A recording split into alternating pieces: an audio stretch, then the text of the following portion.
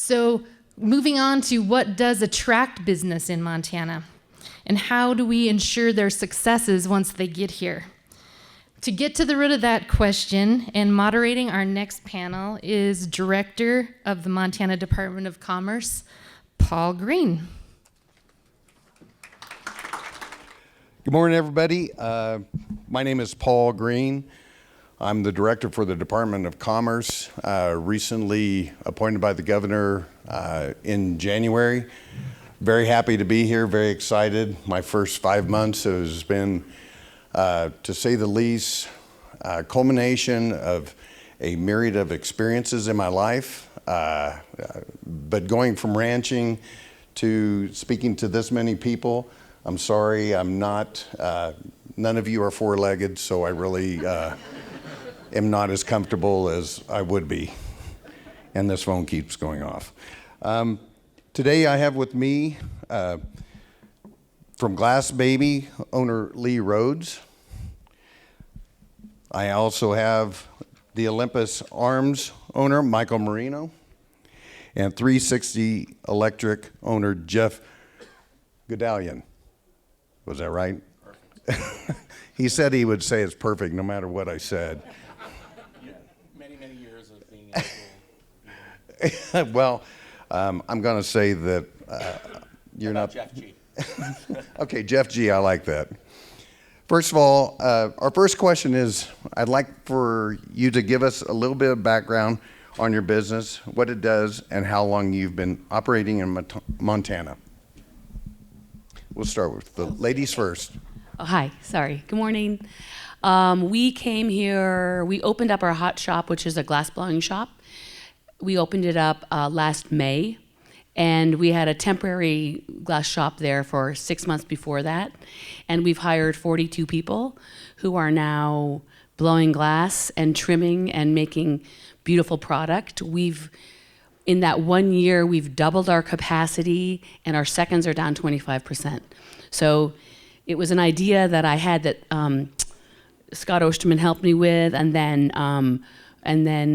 Prospera helped me as well, and the state is helping me train these employees, and it's incredible. So we've had a great, well, please come visit us. We're exit 337 in Livingston, sorry. Yeah. I'm definitely visiting you. Well, I told Paul you made a big mistake giving me a microphone because I am an electrical contractor. I'm an import from California. I do have a company that's still out there. We've been running for 20 years, and I think people like me, but I think all my employees said, just go. So they let me go, and COVID taught me to really run a construction company untraditionally. I always say that construction companies, if you're a contractor in here or in construction, we're so used to doing it like our dads and our grandfathers did, and that just wasn't working for me. I kind of call myself lazy, but it's not really lazy. It's really working smarter, not harder. And so through COVID, it really taught us through technology in different ways that how I can run a fairly large electrical contracting company from 1,200 miles away. And I said, one of my passions has always been teaching.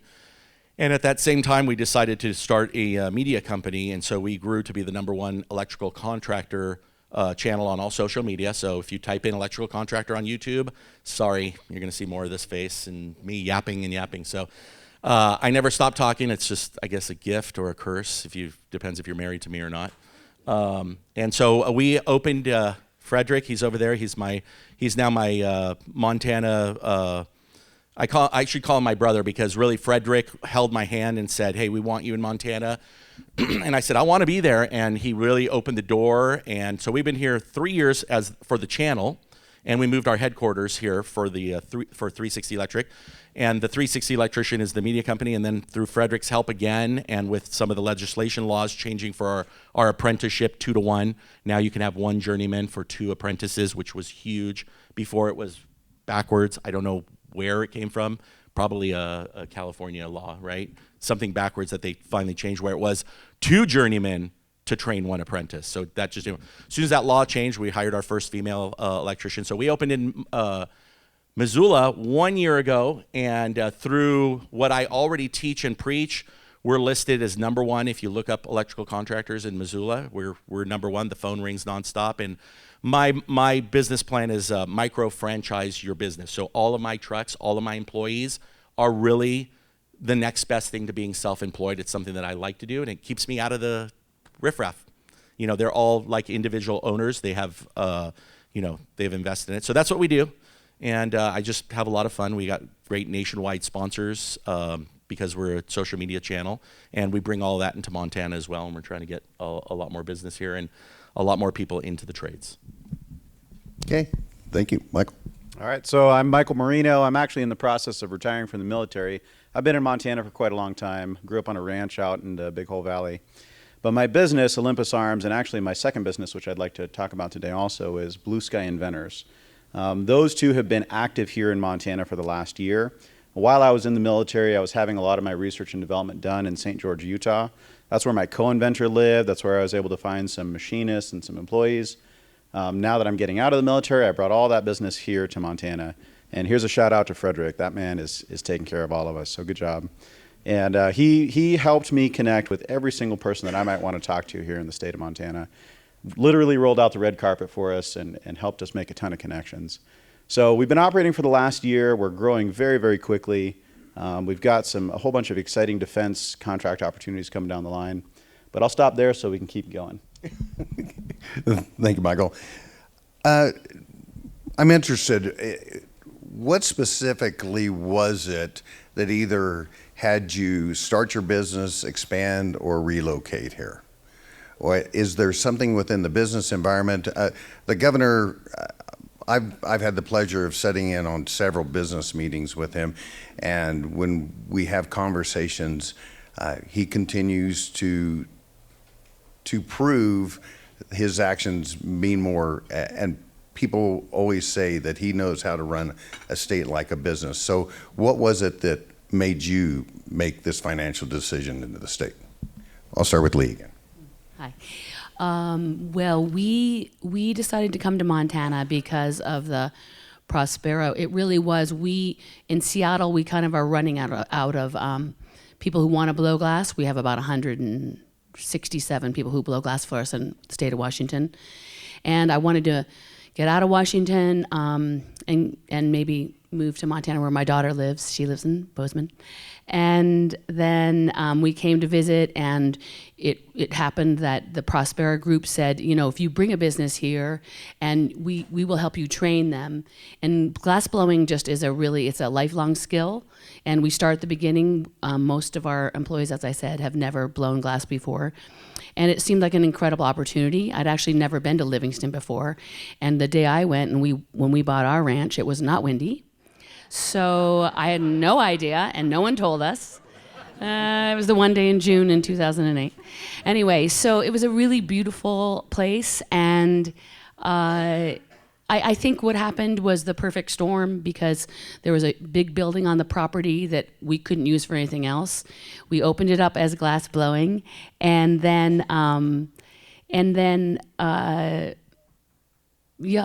the business the opportunity to train people and have the state help us train people was enormous. And that's his policy that he started, and it's been incredible for us. I'd just like to stick with you just for a minute. Glass blowing to me would be almost a unique skill set and ability to do that. And you're employing how many glass blowers right now? 42. 42 in the state of Montana. What school did you go to pick those up? Well, so there is a program in Dillon. We have 4 glass blowers from Dillon, and actually one of them has moved up to be an assistant manager at Glassy Baby, which is huge. We do pay the same rate that we pay in Seattle. We have 401k match and our benefits. And so we really have collected this group of people that want all that in their lives and also want to grow and learn a skill. You can certainly take glass blowing around the world. So it's exciting to watch. And every single time, we do some data, obviously, and measurement. That's an important part of any business. And the numbers are incredible. So Montana's been just a windfall for us. Thank you. Now, you say that at times you have some downtime, and you have, during that downtime, people will come in and just start blowing glass. Do you find any somebody that has maybe a certain knack for it that you ask them, would you like a job? Well, a lot of people, yeah, they apply for a lot of jobs, and some people that way. So you can call the Livingston Glassy Baby Shop and schedule a time to come blow glass. Well, let's see, we've never really hired anyone that way, but that's a really good way. So, yeah. Jeff? One word, common sense. Is that 2 words? 2 words, common sense. There is no more common sense in a lot of this country. I do the example, I gave it to Paul, where, I can have an electrician come in and is absolutely wearing no PPE safety equipment, let's just say. He just, comes in and I, as an owner, get very upset and I yell at him and I go, are you an idiot? You get the heck out of here. You're working on this live circuit, That guy goes home and picks up a lawyer and I have a $40,000 lawsuit like that. Montana, you want to take me to court and the jury, that's the first thing I did, by the way, is sit on a jury in Montana to find out you sit on a jury and the jurors are all going to go, you should have beat him up too, like kicked him out. This is where I want to be. Like common sense. I'm not a dictator in my company. Everybody knows it. I'm available. I do nothing but invest in my men and women because it's investing in me. So common sense, number one, and absolutely the red carpet. Frederick literally, I don't know if he's a mastermind planner, or he's got some supercomputer back there. I don't know what. But literally every problem that not even problem, but there was an issue, and again, it's common sense. Let's solve it. Let's get in touch with the right person. I often joke, over there to pull a permit, you're waiting 6 to 7 months.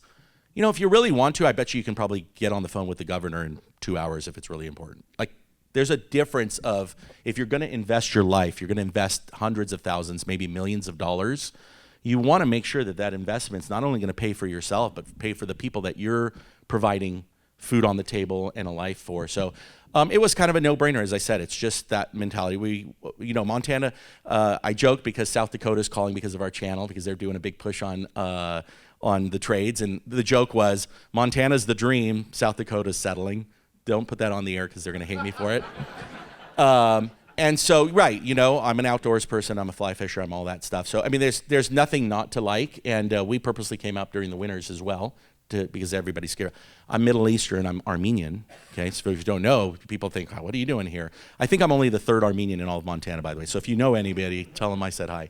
So that's it. It's really common sense, and it was the ability to do what you want to do, the American dream, and that's pretty much it. I mean, there's really no secret sauce. Come here and you'll know. You'll experience it. And your business model changed somewhat once you got here, where you started doing the micro franchising. How does that play into transitioning to here? So the micro franchising was an idea I started there, but you couldn't really do it easily because, again, there's a lot of legal aspects and stuff that you're going to. I wish I brought my team up here.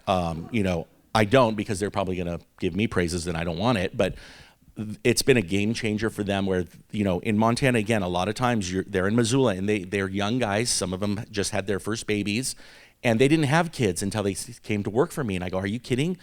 They were going, no offense to Great Falls, I know you're out there somewhere, but they were traveling to Great Falls to do, their company had them working every weekend for the past 2 years. And their prayer was, they wanted to find someone that's doing it differently. And again, I'm not knocking that, that's just the way it is, but there's a different way to do it if you just kind of sit back. So the micro-franchising idea, after I explained it to them, was a game changer for them.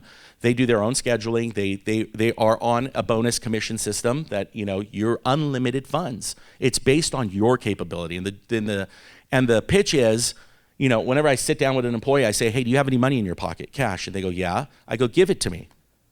And I might not give it back to you. And they go, that's weird. I go, exactly. As much as you're not going to give me your cash, I'm not going to give you my cash. The cash or the profit comes from our clients. You treat your clients well, you give them value, and you and I will split anything we get. Deal? And so they understand that, oh, this is unlimited. If they're honest, they do a good job, they are professional, they treat the client like an owner would, they're going to make the money that they need to make, and it's unlimited. I don't limit them. Now, if they don't have the skills to do that, they're still making a good living. Electricians make great money, but they have that opportunity. That's what the micro-franchising comes into play. And then you end up getting the right people in your company, because the people that aren't really going to make it have their own things that they're dealing with, and they can work for somebody else. I have no problem with that. Thank you. Before I get to Michael, I just had this vision. I'm not sure that anybody has a panel that's as eclectic as this one. We have a glass blowing, we have electric, and we got firearms. I'm very proud to be moderating this. We're going to mold this into every sense of business development. I met Michael at the SHOT Show, and I was on the job 3 days, I think, when I went to Las Vegas. So needless to say, it was a whirlwind, but what I noticed was that the small firearms manufacturing industry is very tight, and that was a massive show. And to know that a Montana manufacturer had the gun of the year was quite an honor, and seeing how he was received, it was, to say the least, I felt like Montana was treated differently than other places.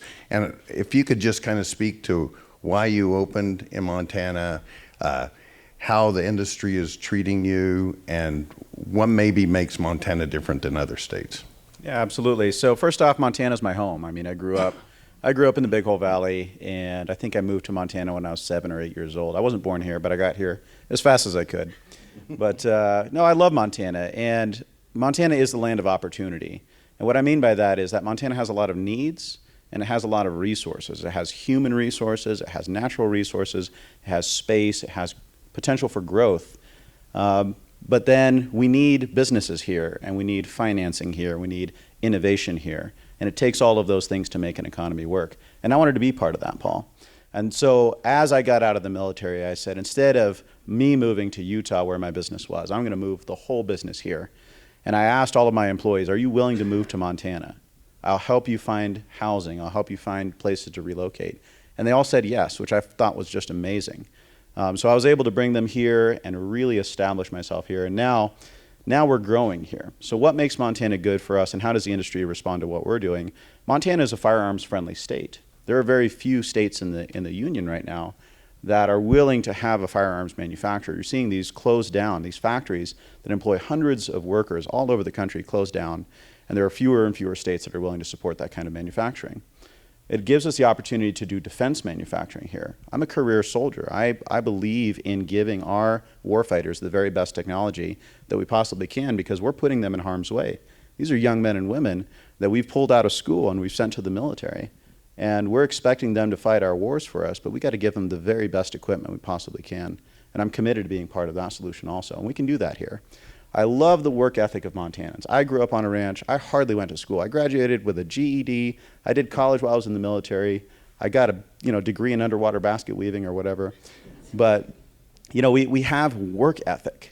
I have a list of resumes of people who want to come in entry level. I have two 17-year-olds working for me right now full time, and they want to work at my business.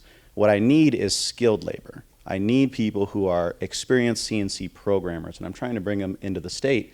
And they're expecting Seattle wages in Montana, right? And so that's challenging. Like, how do we do that? How do we find them places to live here?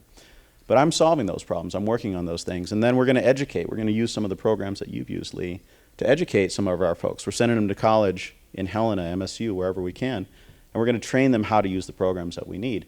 And Montana is ripe for that kind of growth. If you don't mind, I'll take a couple more minutes here. I think that we have to evolve as an economy. Our world is evolving. Technology is evolving very, very fast. I came from agriculture. I love agriculture. Everybody in the world needs to eat, okay? I love raising the food that we eat here in our state, but that cannot be our only industry. We have to evolve. We also have to have primary and secondary industry. We have to have skilled workers doing advanced technological manufacturing. And every single city in this state needs to have what I believe is a high-tech industrial park. Every single one. Because I am courting businesses from Switzerland and trying to bring them here. Frederick and I were working on a drone company out of Switzerland, trying to bring them to Montana, trying to bring them to the US. And they said, yeah, but where are we going to build? And I said, well, we'll buy a piece of land. And said, yeah, but it's not zoned correctly. But it doesn't have the right concrete. It doesn't have the right fiber optic cable. It doesn't have the right steel building. I don't have enough three-phase power. And how long will it take me to get those things? 2 years, 3 years? Oh, we can't wait that long. We're going to Texas. So we got to be prepared for these things. If we build it, they will come. And we benefit from having high-tech industry, high-paying jobs, that brain drain that we're talking about. Why are we graduating kids from college and sending them out of state? Let's put them right here. Let's give them jobs right here. And we all benefit from that. So that's what I'm trying to be a part of, Paul. Thank you. That means a lot. And I do, Frederick has been mentioned several times, and I just want to give a shout out for our business attraction manager. He's an incredible part of our time, I have to admit. One of the things that I did appreciate about doing my background with Glass Baby was Glass Baby donates hundreds of thousands of dollars to charities, and seeing somebody like that come into this community and be such an integral part when it comes to charity and really wanting to be a part of this community is something that I am finding as a director of Department of Commerce is people want to be. I've had several conversations with the Taiwanese yesterday, and I said, we're not Canadian, but we are nice. So it's embracing those people that come in now is embracing them in our culture is very important. And I can see that both of you who have moved your companies are doing that. But what specifically has surprised you since you've developed the business here, whether it's something with the business climate or with the workforce? What would you say has surprised you coming in from out of state? Well, I'd say, first of all, everyone thought I was a man because of my name. So that was surprising. But let's see, since then, I really feel like there's been a response. So we give right at the register at Classy Baby, we always have. And we've given away $648,000, I think, to Montana since we've been here. And to a myriad, so many different organizations. I would say that's one of the high points that I've experienced here in Montana, is there are so many people doing so many interesting things that are just diving into things that matter to them, and they just need a little bit of help, maybe $5,000 or $10,000 to make that dream come true, where they have an after-school program that facilitates kids who don't have anyone at home, and I've just been touched so many times by the Montana people and doing things for their neighbor and just needing a little bit of help getting started on their journey. I would say that's. Well, definitely, I come from a state that's all about entitlement, and the biggest thing I learned here, just like you said, Michael, with 17-year-olds, I just hired, my wife's a school teacher. Her profession is school teacher, and more of a charity in Montana sometimes if you're a school teacher, so God bless you guys if you're school teachers here. And so she's at Valley Christian, and summer came. And I got a phone call from a good friend of mine who's a roofer, Ivan from Fisher Roofing. He says, Jeff, are you ready? And I go, ready for what? He goes, we got 10 high school graduates that are going to need summer jobs, and you're going to start hiring them. I said, okay. And I'm like, oh my gosh, hiring a 17-year-old in California? No way. The grit, Montana grit, is unbelievable. It's not like anything else. You hit the nail on the head. Anna, our female, she was helping her dad build houses when she's 12 years old. Give me the nails, give me the hammer, give me There's nothing that Montanans can't do. Michael's absolutely right. It's a shame for us to export our workforce. It's a shame if we do that. And I think as a business community, we can easily. They want to stay here. Trust me. If they leave, they're going to be like, oh man, why'd I go? Money, we can solve that gap. We can get it there. So that's probably the biggest thing is the Montana grit. I found is to be amazing. And then going back to that is just the people that you talk to there's no Hollywood. That's the way to describe it. Everyone's real. You're talking to real people that have real issues that need real things solved. And it's just been a joy. I mean, I can't even tell you, like I said, we're 1 year in Missoula, just to give you an example. Anniversary's June. 1 year ago we started. 44 5-star reviews on Google. And again, everybody's like, how are you guys? I don't. Montana employees talking to Montanans. That's it. Of course you're going to get the 5-star review because people want reality. They want truth, and they just want, they want someone that's going to be honest with them. So I think that's the biggest thing. There is no Hollywood. There is no, in fact, the funny part is me being the top salesman coming from my company and the company I worked with before, we're talking $1 million a year in home service. This is changing light bulbs. This isn't building buildings. $1 million I've sold. I knew right away that I'm the fast talker. I'm not going to sell anything in Montana. In fact, right? I come to your door, you're going to be like, California, get out of here, right? So again, it's knowing that you've got people that can love. I wanted to bring my team here. If I bring Brandon here, the guy that you would think, the rancher kid, grew up in Idaho, came here. I took him to California for 1 week to help me on a project. We're in Malibu Beach. We're working on a $25 million house right on the beach. The house across the street has a sign for sale. I thought it was for sale. I go, oh, Brandon, here, let's check and see how much that house is selling for. It wasn't for sale. It was for rent for $12,500 a month.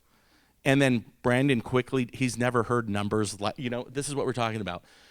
I love that. It was the first time he's been out of that element, and it's not a bad thing. I just thought it was an incredible thing that, hey, this isn't where the dream is. You're where the dream is. And so I just think the Montana Grit's the biggest thing that surprised me. And the fact that Michael said we each get a free firearm for being on the panel is great too. Appreciate that. So I'll be the bad guy here.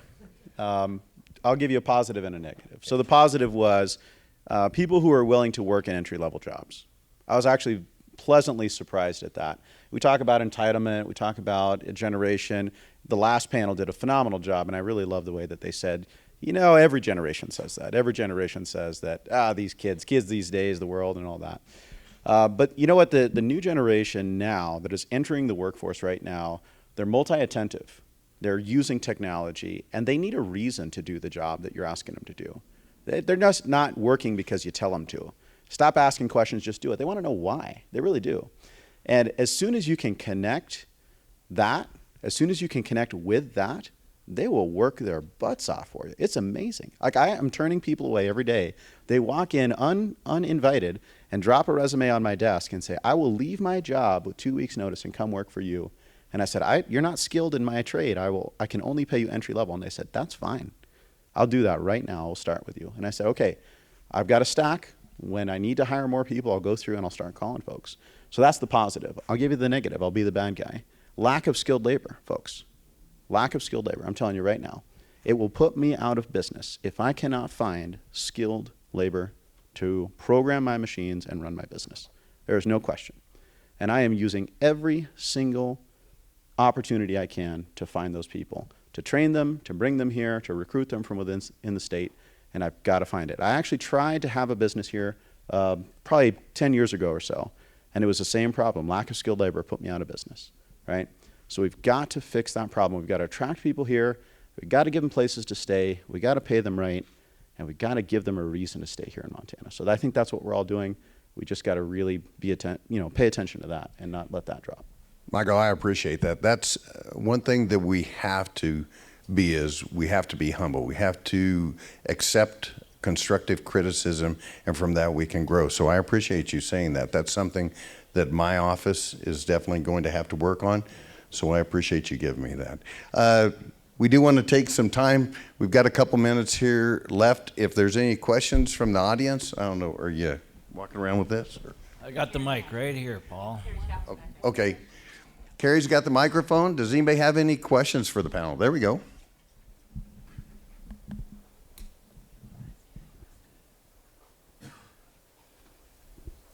I guess this question is more for Michael, but maybe broader application. You mentioned the issue of power supply when industry is coming in and businesses coming into Montana. How valuable would it be, in your opinion, to have your own microgrid power supply with the electricity coming from waste, agricultural waste, biomass, any carbon-based waste, do you see Montana as a market for microgrid power supply, which utilizes waste, totally green, that sort of thing? If there's a need for that, I'd like to talk to you because I can bring that technology into the state and want to. I appreciate the question, and I think that's phenomenal. You know, in my vision of kind of the best case scenario where we have these high-tech industrial parks in every city, they are energy self-sufficient, right? And it is green power. And so if the whole grid goes down for whatever reason, your high-tech park doesn't go. If my CNC machines have a full power outage, it crashes every single machine. It damages and destroys every single part. So I would love to have that energy independence on a microgrid, please. I'm going to comment on that too, because I work with several battery companies. On the social media side, remember, we have nationwide companies that are coming. We're sponsored by Span Electrical Panels, for example, Fluke. We just lost our deal with Klein Tools. It wasn't really a deal, but it was a great opportunity. So Montanans love their backup power. They got to have their generator, correct? And so the technology now is there for battery generators. And the difference there is, you know, I call it either you're a doomsdayer, which I kind of am, so I resonate with you guys. But on the flip side, there's a lot of people that just need it for those 3, 4, 7 hours, whatever the case may be. Battery tying in with some solar might help out with that, and the technology's there and the prices have coming down. I'd love to talk to you about that too. The need is there. Everybody I've pitched it to that call us for generators, as soon as I say, hey, how about a battery generator? No maintenance. You're out of town. Who cares? Nobody needs to turn on that Costco generator. It turns on automatically. You charge it directly from the grid. You don't have to go through the big process and stuff like that. So the conversation started in residential, but really the market is in the commercial and in the factories. So the problem I had is I had a great deal with the company that I ended up, they had some listing problems, UL listing problems and issues. So it was a game changer. We were on board. This was going to be huge. We're going to distribute it here in California. I mean, from California to here. The problem was, but there is a huge need. Problem will be educating people too, though. Yeah, for sure. Got a question back here? I just was going to say that we, on our building, we put 960 solar panels on, and it is 82%. It's 82% of our energy comes from the panels. So I'd be fascinated with what you have as well, because we have continuous melt furnaces, which are incredibly energy intensive. Yep. All right, Carrie, I'm not sure we have time for one more question, but please find the folks in the room today and ask your questions, and we'll keep things moving that way. Thank you. Thanks for the panel. We heard some of my favorite words associated with Montanans just now. A state of resources, work ethic, grit. We have a lot to be proud of in this state. And one of the things I'm proud of is the work that the governor has been doing to bring new businesses here. And I'm not even sure Frederick needs an announcement because this panel did such a nice job singing his praises today. But Frederick Van Den Abel does work for the Montana Department of Commerce as the business attraction manager. And today he's going to share the value of attracting the right businesses to Montana and how the business community can support these efforts. So please welcome Frederick. Well, good morning, Montanans. I'm very honored to be here today, and they're going to get my presentation up. So I've been in this role since May 2021 as part of Governor Gianforte's Comeback Montana plan to build a stronger economy. And it's really a labor of love for me, and it's a little bit personal. My next slide, I guess I'll just have to say next. So there's our beautiful state capitol. Let's go to the next slide, and here's where the personal part starts up. So some of you might know, some of you might not. I was born near Brussels, Belgium, and I immigrated with my family to America. And the reason it's so personal is when I think of America, I think of certain values and ideals and traditions, and it seems in our country today, some states have kind of lost their way in terms of what made America such a wonderful, greatest country on earth, right? Some of those values. And in my heart of hearts, I think the best representative state of those original American values is our state of Montana. And what are some of those values? individual freedom, self-reliance, opportunity, competition, the American dream, and hard work. To me, Montana exhibits the best of America. And that is, for me, why I love my role so much, because I get to promote the greatest country on earth and promote the greatest state within it. So that's my mission.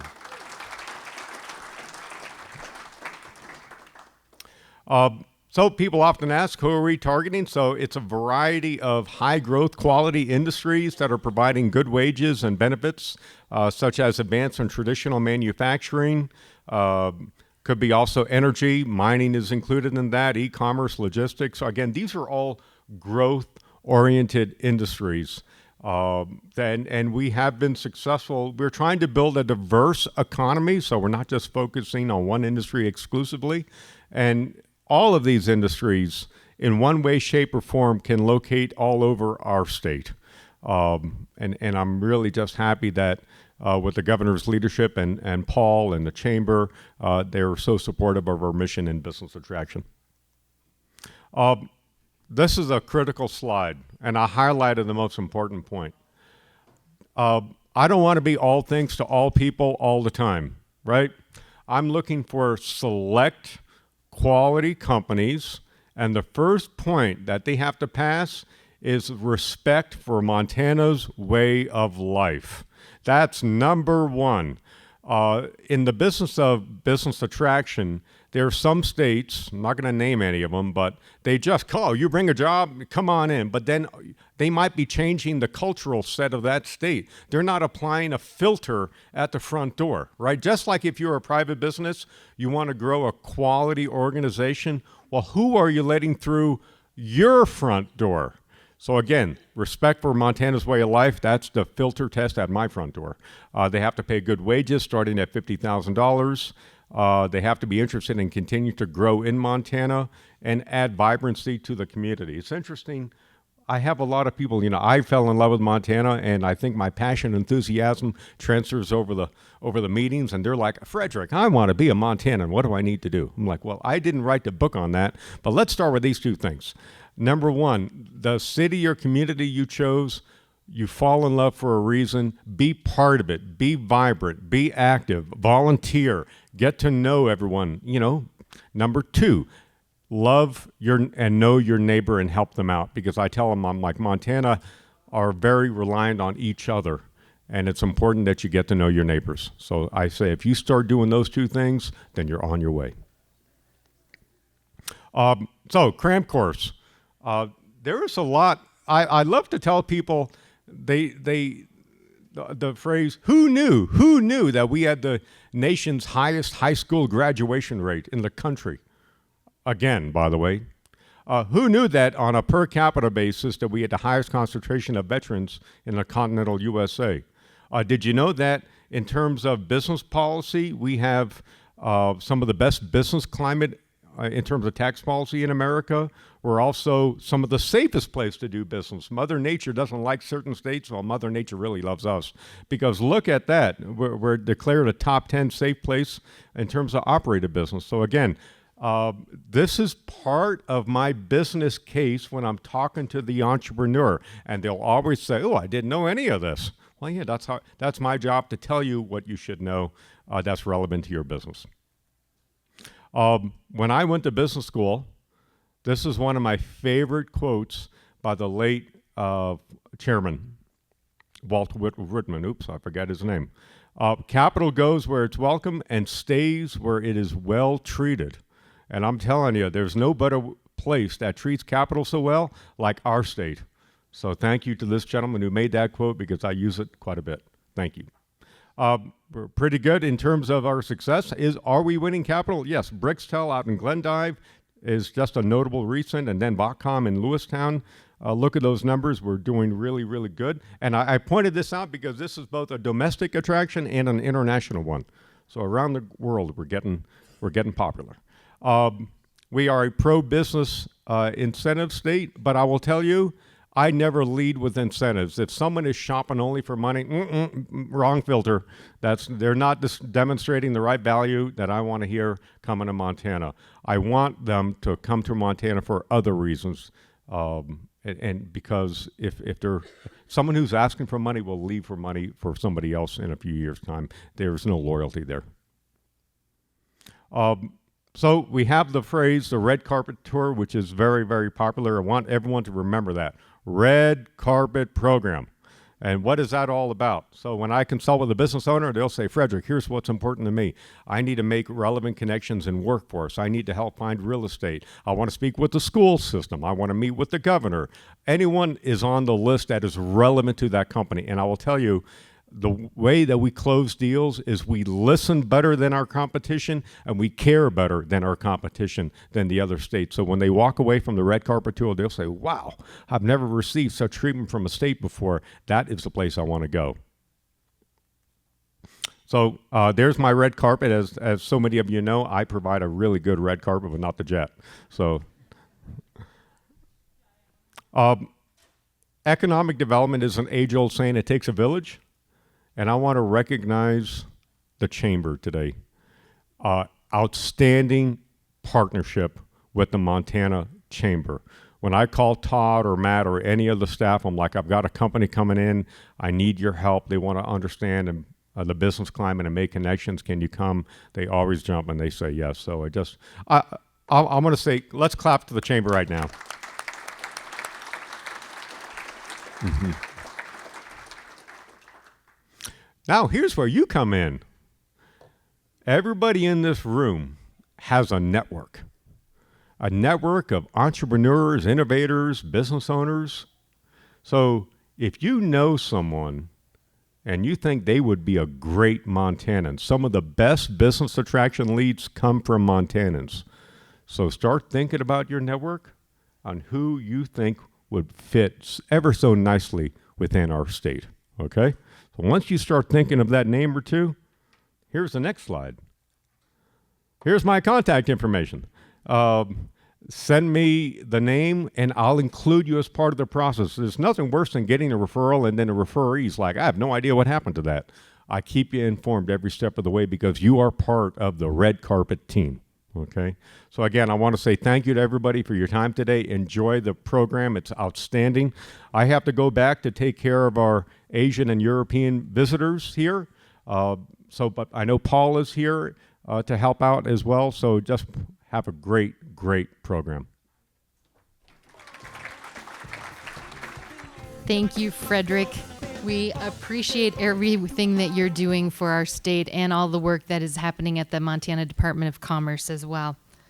And I also want to give a huge shout out to our technical team, Gary and Tony. They are with us every event and do a great job. So thank you so much for your time and efforts. And as we head into our first, let's give them a round of applause. And as we head into our first break, I would like to acknowledge and thank our bronze sponsors, Alexander Hutton, Big Sky Economic Development, Bozeman Health, DeVell, Express Employment Professionals, Montana State University, Plus Communications, Prospera, Republic Services, and UBS. And so as you see all the sponsors today, please make sure and thank them and interact with them. All right, we're going to take a brief break, and then we will come back. If everyone can please make sure that they're in their seats at 10 o'clock, that would be fabulous. Thank you so much.